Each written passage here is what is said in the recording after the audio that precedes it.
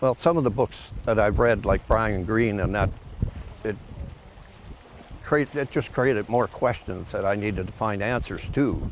And I just couldn't no longer accept the regular answers that they've had. So I've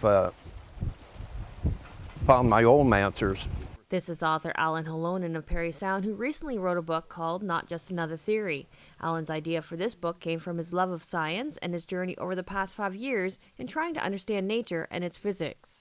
Ever since I've been in high school and got interested in science, well, that's every bit of magazine, book, or anything that's been out that I've read and studied, you know. So it's pretty well a whole lifetime process, really. So. For 5 years, I never seen him much because he was down at the computer, but but it's really a good book, and it makes you think after you start reading it. You have to really think about it, and then after you thought how it went, it makes sense. It's important that the reader realize that this theory is not going to start out just like any other theory. For instance, any physicist that would be explaining his or her new theory would have a multitude of diagrams and pages of equations explaining every step of this theory.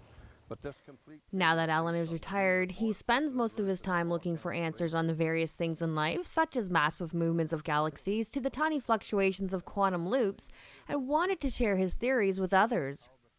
Well, the thing about this book is it's like it answers 100 different questions, so it goes into all the different fields, like in black matter and black energy and dark energy and all the different electricity, magnetism. It's just so many subjects that it covers, you know, and yet all of these are still all new answers that, you know, that you could not find in any other theory.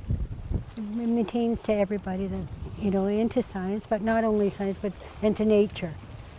And, you know, it's just not all, you know, science and protons and electrons, but it's about life. There's a lot of things that have, even in this book, haven't been totally answered. There's still more. Like I had over 500 pages to start with, but I had to eliminate it all just to put it down to a book that, you know, that is at a reasonable price. So there is a lot of information still that needs to be, you know, written about these subjects. And though there are no plans at the moment for Alan to write another book, his wife says you never know what might happen. Reporting in Parry Sound, I'm Samantha Johnson for Cogeco News.